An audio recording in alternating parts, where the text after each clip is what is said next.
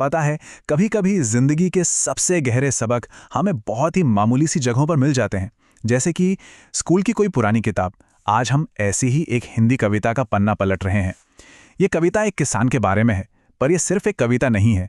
ये मेहनत, लगन और सम्मान का एक बहुत ही गहरा पाठ है। बस ये एक शब्द, किसान, पूरी कहानी का जो सार है ना, वो इसी में छिपा है। ये सिर्फ एक टाइटल नहीं है, ये असल में एक ऐसी जिंदगी का दरवाजा खोलता है जिसमें खामोशी है, गरिमा है और बहुत सारी मेहनत है। तो चलिए इस कहानी को और करीब से समझते हैं। कहानी की शुरुआत होती है अंधेरे में, जब दिन निकला भी नहीं होता। कविता की पहली पंक्तियां ही हमें उस ठंडे शांत वक्त में ले जाती हैं। जरा इन शब्दों को महसूस कीजिए। सुबह की वो खामोशी, वो ठंडक, सूरज की पहली किरण तक नहीं आई है, चिड़ियां भी अभी तक सो रही हैं, लेकिन किसान अपने काम के लिए उठ चुका है। ये सिर्फ जल्दी उठना नहीं है, ये जिम्मेदारी का एहसास है जो उसे जगा देता है। और ये जो लाइन है, चिड़ियों के जगने से पहले, सुनने में कितनी साधारण सी लगती है ना? पर इसका मतलब बहुत गहरा है।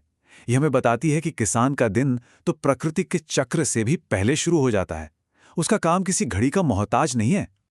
तो दिन तो शुरू हो गया, पर अब असली परीक्षा शुरू होती है।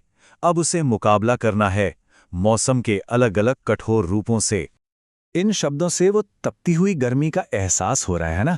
सनसन चलती लू की वो आवाज, तवे जैसी जलती हुई जमीन, और इन सबके बीच वो किसान बिना रुके, बिना एक पल आराम किए काम कर रहा है। और ये लाइन तो देखें, कमाल की है। धरती जलती तवे समान। गर्मी की शिद्दत को बताने का इससे बेहतर, इससे ज्यादा असरदार तरीका शायद ही कोई हो सकता है। ये बच्चों को ये समझाने के लिए है कि गर्मी सिर्फ गर्म नहीं होती, वो सच में जला सकती है। और फिर देखिए, तपती गर्मी से कहानी सीधा पहुंच जाती है एक घनघोर तूफान में। गड़गड़ गड़ गरजते बादल, चमचम चमकती बिजली, ये सिर्फ शब्द नहीं हैं, ये आवाजें हैं जो हमें सीधा उस तूफान के बीच ले जाकर खड़ा कर देती हैं। और किसान, वो तब भी नहीं रुकता। तो इस कविता का असली मकसद क्या है? ये हमें किसान की किस खासियत से मिलवाना चाहती है? ये पंक्तियां सच में दिल पर लगती हैं। ना कोई त्योहार, ना कोई छुट्टी, ना ही कोई आराम। ये हमें उस काम की सच्चाई से रूबरू कराती हैं जो कभी रुकता ही नहीं। हमारी थाली में जो खाना आता है, उसके पीछे एक ऐसी ही कभी ना रुकने वाली मेहनत है। तो मतलब यही इस कविता का असली सार है। किसान की वो अदम्य भावना। मौसम बदले, हालात बदले, पर काम चलता रहता है। ये सिर्फ मेहनत नहीं, ये एक अटूट लगन का पाठ है। कविता तो अपनी जगह है, पर यह किताब यहीं नहीं रुकती। अब देखते हैं कि ये बच्चों को इस कहानी से असल में जोड़ती कैसे है। पहला सवाल बहुत सीधा और सरल है। क्या आप कभी खेत में गए हैं? यह सवाल बच्चों को सीधा उनकी यादों में ले जाता है। जिसने खेत देखा है, वो तुरंत कहानी से जुड़ जाता है, और जिसने नहीं देखा, उसके मन में एक तस्वीर बननी शुरू हो जाती है। और फिर आता है ये दूसरा सवाल, आपको किसान की सबसे अच्छी बात क्या लगती है? ये सिर्फ जानकारी के लिए नहीं पूछा गया है, ये असल में बच्चों के मन में भावनाएं और सम्मान जगाने की कोशिश है। ये उन्हें सोचने पर मजबूर करता है कि इस किरदार में तारीफ के लायक क्या है।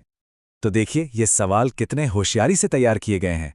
इनका मकसद सिर्फ कविता रटाना नहीं है, बल्कि बच्चों के मन में सहानुभूति और सम्मान का बीज बोना है, ताकि वो सिर्फ पढ़े नहीं, महसूस करें। अच्छा, अब इस पूरे पाठ को और भी यादगार बनाने के लिए किताब में कुछ मजेदार गतिविधियां भी हैं। जैसे कि ये शब्दों का खेल, हवा की सनसन, पत्तों की आवाज, बारिश की आवाज, ये ध्वनियां बच्चों को कल्पना की एक अलग ही दुनिया में ले जाती हैं। वो सिर्फ पढ़ नहीं रहे, बल्कि वो महसूस कर रहे हैं कि खेत में होना असल में कैसा लगता है। और आखिर में ये मजेदार काम, कप्पू कुत्ते की कहानी बनाना, ये बच्चों को किसान के पूरे दिन के बारे में सोचने का एक मौका देता है, सुबह उठने से लेकर रात को सोने तक। और इस खेल में किसान की पूरी दिनचर्या उनके जहन में बस जाती है। तो देखा जाए तो ये स्कूल की किताब का बस एक छोटा सा पाठ था, पर इसका असर कितना गहरा हो सकता है ना? ये सोचने पर मजबूर करता है कि बचपन में सीखी गई ऐसी छोटी छोटी बातें हमारे खाने की थाली और उससे उगाने वाले हाथों के लिए हमारे मन में सम्मान को जिंदगी भर के लिए कैसे सींचती हैं।